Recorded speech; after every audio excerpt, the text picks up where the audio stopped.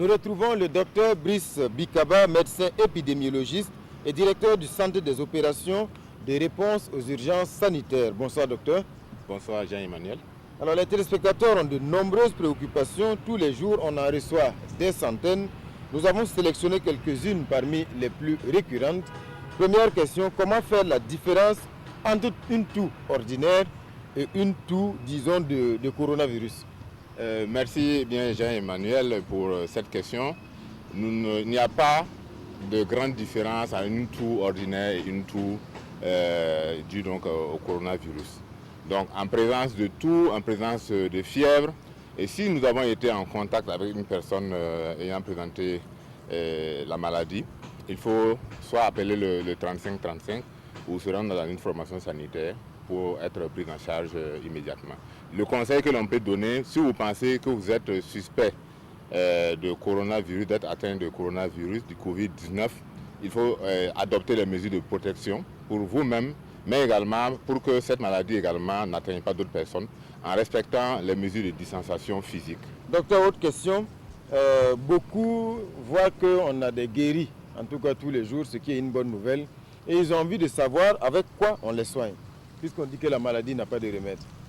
Oui, merci bien Jean-Emmanuel. Il faut dire que, comme on le sait, c'est une maladie virale qui est bénie dans 80% des cas, c'est-à-dire qui passe donc de manière sans problème. Les personnes donc, ont une réponse immunitaire qui permet de guérir de la maladie. Mais dans 20% des cas, on sait donc qu'il y a donc des signes et dans quelques 5%, il y a des complications. Voilà. Donc, de manière globale, nous avons au niveau du Burkina Faso un protocole de prise en charge qui est un traitement qui prend en compte non seulement les symptômes, et depuis, bien sûr, la dernière session du Conseil des ministres, instruction a été donnée pour qu'on puisse également utiliser donc, la chloroquine et l'azithromycine pour les cas donc, qui sont hospitalisés. Donc, mais je rappelle que tous ces cas sont pris en charge de manière gratuite au niveau donc, d'une formation sanitaire. Docteur, un autre téléspectateur a envie de savoir, il a entendu parler de l'apivirine. Est-ce que vous utilisez ce médicament aujourd'hui? Oui, l'apivirine est utilisée au niveau du Burkina Faso dans un cadre expérimental, dans un cadre de recherche. Donc il faudra attendre dans quelques semaines à quelques mois pour avoir un retour donc, de l'utilisation de l'apivirine et avoir une recommandation au niveau pays par rapport à ce médicament qui est utilisé. Docteur, pour finir, est-ce que les voisins sont exposés lorsqu'une famille est touchée et que la maison n'a pas encore été désinfectée? De manière globale, il faut dire que la désinfection fait partie du processus de prise en charge des patients.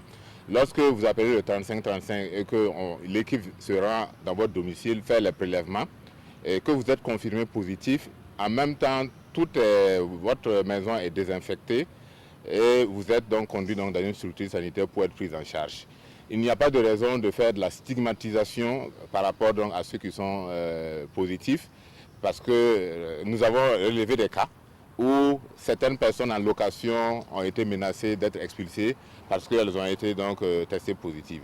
Le conseil que nous donnons, ceux qui sont testés positifs, rendez-vous, appelez le 3535, on va vous conduire donc dans un hôpital donc au CHU de Tenganro ou dans la clinique Avocat 2000 pour être pris en charge de manière adéquate.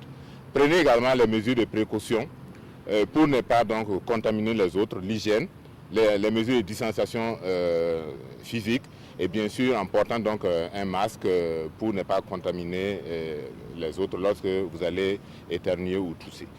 Voilà. Je précise parce que c'est téléspectateur, peut-être qu'il a... En fait, la question c'est de savoir est-ce qu'il peut peut-être rendre visite à cette famille, est-ce qu'il peut aller dans cette famille. Voilà. Il est conseillé de ne pas avoir de contacts rapprochés. Donc il ne faut pas, jusqu'à ce que la famille, le cas donc soit guéri, il ne faut pas donc aller rendre visite à la... Voilà. Il faut respecter les mesures de distanciation physique. Donc il ne faut pas rendre visite à la famille en question.